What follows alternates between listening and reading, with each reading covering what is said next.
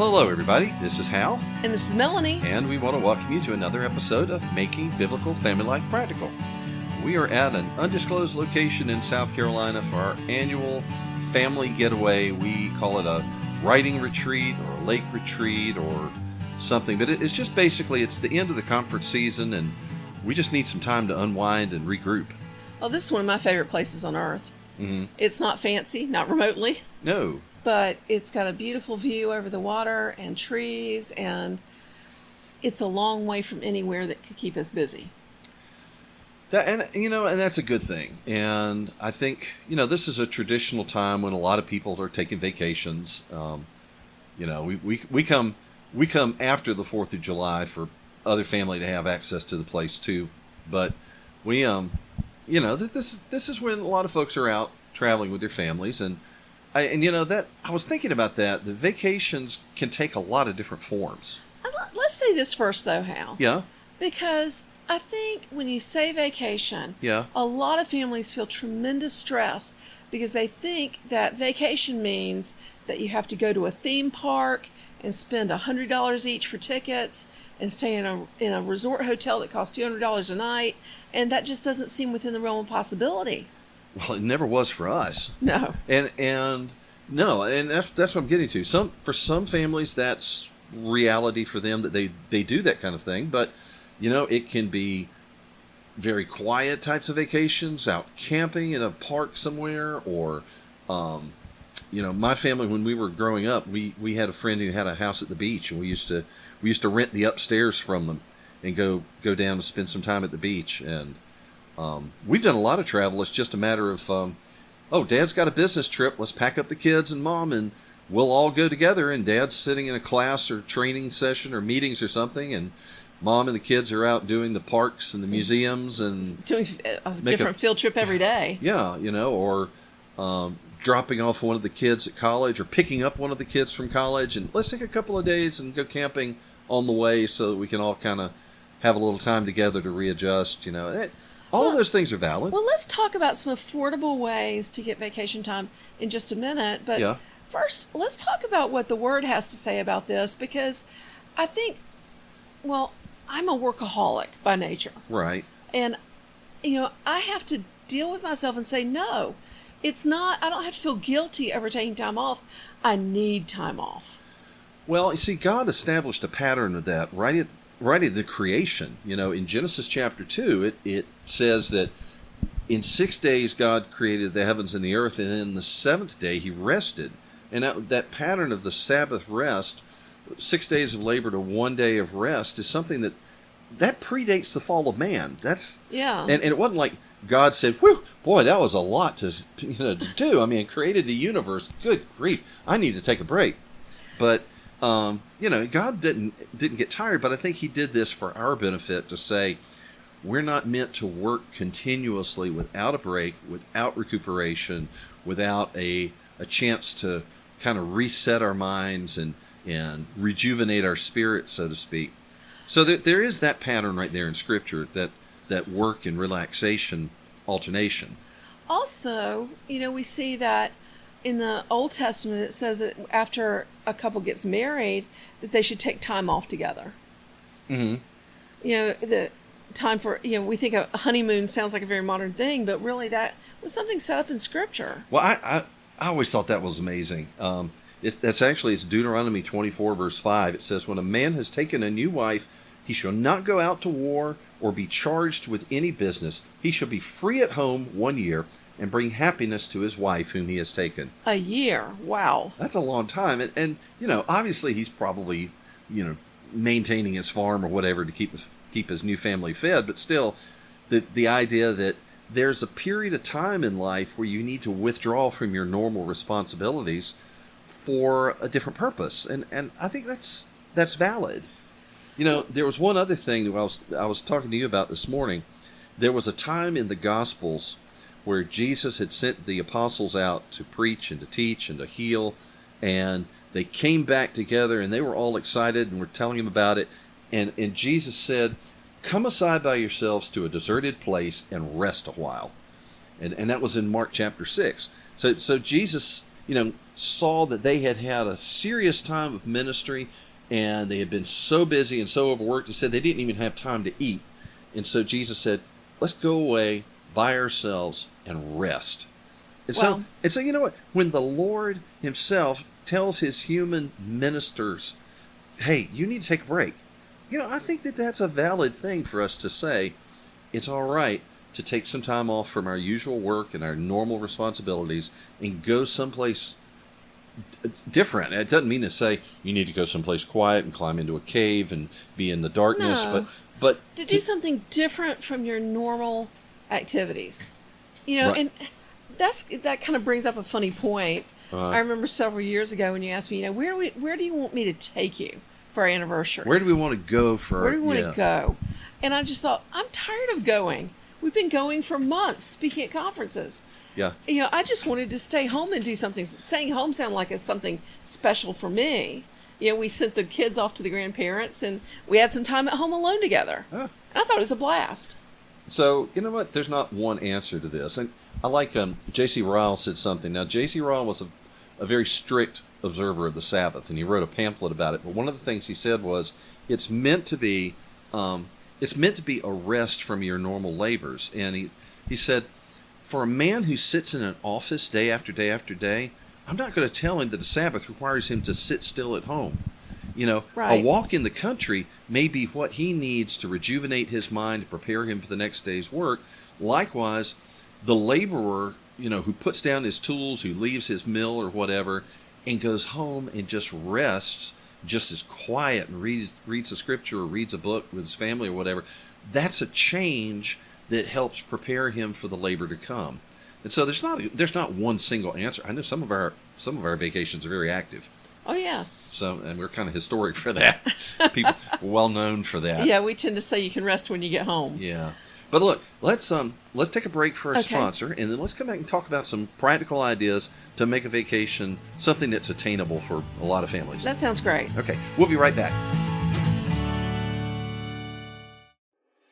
Are you looking for a new math curriculum? Well, CTC Math specializes in providing online video tutorials that take a multi-sensory approach to learning. Favorably reviewed in Kathy Duffy's 102 Top Picks and the Old Schoolhouse Crew Review.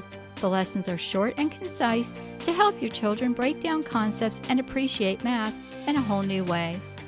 The lessons are taught the traditional way, not to the test. Each one of the video tutorials is taught by an internationally acclaimed teacher, Pat Murray, who is renowned for teaching math concepts in a simple, easy-to-understand way and in only a few minutes at a time.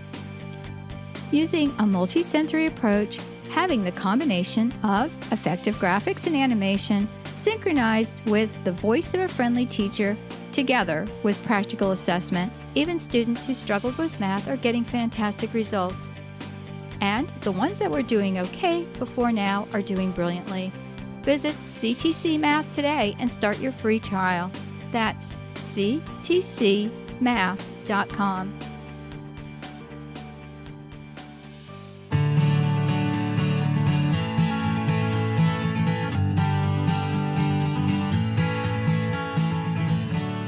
Okay, thank you to our sponsor for that. All right, so we're talking about vacation and what you can do to make vacation a reality in your family if you can't afford to spend several $1,000s and go to a resort. Well, one of the things we used to do when life got really busy and we didn't have a lot of money is daycations. Uh-huh. We sometimes we didn't even tell our kids we were going to do it, but we'd get up one morning and say, we're going to take a daycation, let's pack a lunch. Uh-huh. And we'd pack sandwiches or a picnic, and we go to a local state park, or you drive a couple hours to go to a museum, or some kind of go on a hike to do something fun for just even a day. And the cost was minimal, the gas to get there.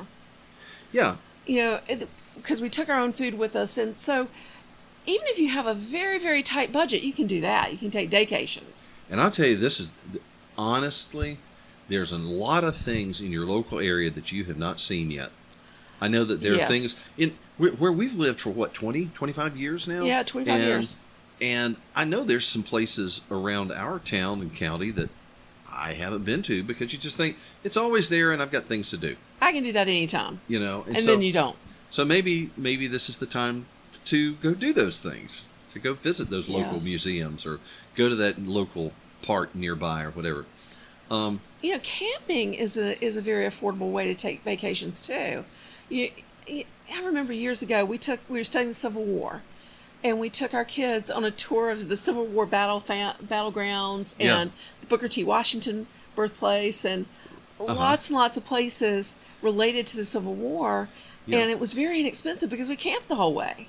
No, and I remember that was when we were just getting started with homeschooling, and we went like Labor Day weekend, and since we didn't have to be back for the official bricks and mortar schools to start, we stayed over. We left on Labor Day weekend, but we stayed several days into that first week of September, and like all the parks were empty. All of the school families had to be back on their normal routine, and so we kind of had to run to places. A lot of times it's cheaper during the off season too.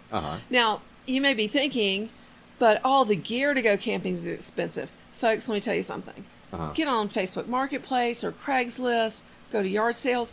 Lots and lots of people buy camping gear and then decide they don't want to go camping after all. And you can buy that stuff used so cheaply. And even you can buy it new cheaply this time of year as they're trying to clear out the summer stuff and get the back to school stuff ready. One of the things I learned, when we first started traveling around to conferences, we had 7 kids in the van with us, and we just couldn't afford to stay in hotels every night. And so we did a lot of camping on the road. And when you're doing it day after day, you kind of streamline it.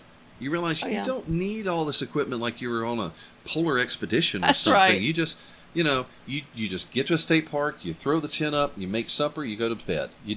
And so, it doesn't have to be a big production. It's something that you just need some shelter for the night and something to make yourself reasonably secure and reasonably comfortable. Now, I will say this. Yes. I can't sleep on the ground anymore because it hurts my joints. And I found Coleman makes a really cool cot that has an air mattress on top of a cot. Yeah. And it's really comfortable. And so we have that for Mama. Yeah. But you can do a lot with air mattresses, with sleeping bags. Your kids won't care about sleeping on the ground because they'll be so excited to go camping. Yeah, that is true. Now, you can get out and do things more affordably too by just using discount sites like Priceline and yes, hotels.com, and you can search for the least expensive hotel in an area. Yeah, and what I found out with Priceline too, go ahead and set yourself up an account. I mean, you can reserve hotels as a guest on the site, but if you register for a free account, then they unlock a lot of the deals and discounts, beyond what's on the normal site. So that's worth doing that. Also, a thing that I've found really useful, and I use this every single week, there are several different discount programs for gas. Okay, like for example, some of the truck stop systems like Love's Travel Plazas, such Pilot and Flying J, others like that. They have discount cards that are free. You just sign up for an account on their website and download their app, and sometimes you can get 10 cents a gallon or more off. Wow. And that makes a difference. That adds up. You can take your food with you too. For a long time we didn't eat out much at all, even as much traveling as we do, because we just couldn't afford it. But if you get a really good cooler, it'll keep food good for a long time, and we could just plan ahead and take picnic stuff with us. There's also, we've got a podcast about fast and easy travel meals. Yeah. We ought to link to that in the show notes. Great idea. Yeah. Because there's a lot of things you can do to save money eating on the road. One thing we did, you and I made a big trip to Europe when I was back in the Air Force, and we got free travel because we were flying on a military transport plane. And when we were on the ground in Europe, we did just that. We took our food with us. We had lunch on the road somewhere, sandwiches or whatever with the meat that we bought that morning in the deli. And then we would go out for dinner. We did a restaurant meal once a day. Everything else we did minimal, easy to fix and low cost type stuff. So you can mix it up like that. Another thing you can do is make that lunch stop really special, you can plan ahead and plan to stop at a state park or a city park when it gets time for lunch and let the kids run around and play. We've discovered some super cool places doing that. Yeah, that we go back to again and again. Yes. Mm-hmm. And that can make a long day of travel a lot more fun, and everybody have a better attitude at the end of it. Yeah. Well, and going back to the biblical pattern there, it's okay to recognize that your young children are not road warriors yet. That maybe they can't tolerate as long on the road in a single day as you might be used to. I know one family I was talking with a while back had driven across country, and they were driving like 700 miles a day, and I'm thinking, ach du lieber, I couldn't do that. I mean, we can drive 500 a day, we can stretch it a little bit, but to just say 700, tomorrow's 700, the next day is 700 again, I couldn't manage too that. much. And your young kid, it's okay to say, hey, we need to have regular breaks, we need to be a little more conservative in our plans for travel because we got small kids in the family and that's okay. It's a time of life, and there's a biblical example of that when Jacob was coming back from his time of sojourn back with his new family, and he met up with Esau on the way back into the promised land, and Esau said, well, come on, we'll escort you in, and Jacob said, no, it'll be too fast, it'll hurt the flocks, and the young kids can't bear it. And so, that's okay. That's okay to make plans with that. That's really hard, though. Sometimes, I think dads tend to be more this way, but sometimes at least one of the parents is like, we've got to make miles, we've got to make miles, we've got to make miles. And you forget that, the point is the journey, that you need to enjoy it along the way. Well, I got caught up in that first year or two we were on the road, and the kids came to me and said, Dad, we'd like to see America without a piece of glass between us. Yeah. Oh, you mean like we need to stop more frequently? Yes, please. Okay. Yeah. So, yeah, I tried to moderate my ambitions for miles in that kind of regard, too. Yeah, I want to mention before we go, renting houses. Like, it might be Airbnb, it might be from a local rental. Yeah. We're in a family place right now. Yeah. But, this is very simple, very basic. It's not very attractive in the house. Uh-huh. But the house isn't where we want to hang out. We want to be out in the water. We want to be kayaking or fishing or swimming. Yeah. And at night, you can't see the walls anyway. We're playing games or doing puzzles, And so don't be afraid to go simple. Uh-huh. I don't think your kids will care. No, it's all a big adventure. That's all right. a big adventure for them, and their memories. Even sometimes, if you end up with a bad place, that's part of the memory too. I remember reading one of the marriage books that we read before we got married, and the author Gary Smalley had talked to couples in his church who had been, married forever. And one of the things that kept coming up again and again and again is they said, "Oh, we camp." I said, "Why?" Yeah, why does that make a difference? Because when you're camping, you're sharing adversity, and you either can fix the blame or you can fix the problems. Yeah, you learn to get along. So you learn to get along, you learn to be flexible, you learn to moderate your expectations and demands, and it's a good experience. Plus, when you're camping, you can go places camp that you couldn't afford a hotel room. Let's be honest about it. One thing though, we need to talk about devices. Okay. Because it's kind of frustrating to go on a vacation to build memories together, and everybody's got their face in their phone the whole time. Uh-huh. Sometimes we have had a time, maybe even a short time, a couple of days, where everybody puts their phones away. Mm-hmm. And it usually makes everybody mad at first. Yeah. And they're whiny, and then they discover new things that they'd forgotten that they were interested in. Mm-hmm. And so let me encourage you to put away your devices some, particularly mom and dad. Yeah. Well, they're so useful, but, at a minimum, don't check social media for a few days. Yeah. Just let that, turn off that pipeline for just a couple of days, and you might find that your mental health improves. So, for real.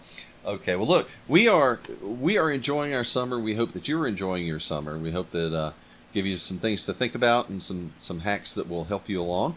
But all of it in the service of taking biblical principles into your family's life. And so We thank you for joining us. We hope you'll join us again. Until next time, I'm Hal. And I'm Melanie. Thank you, and God bless you for listening. Check us out at raisingrealmen.com. Thanks, y'all. Bye. You've been listening to Making Biblical Family Life Practical with Hal and Melanie Young. If you found this program interesting, challenging, and encouraging, why not join us on the web at halandmelanie.com. That's HALANDMELANIE.com. Or follow us on social media. You can find us on Facebook at Facebook/Hal and Melanie or Facebook.com/Raising Real Men. This program is a production of the Ultimate Homeschool Radio Network. Join us next week when we'll be back to talk about making biblical family life practical. Until then, thank you and God bless you for listening.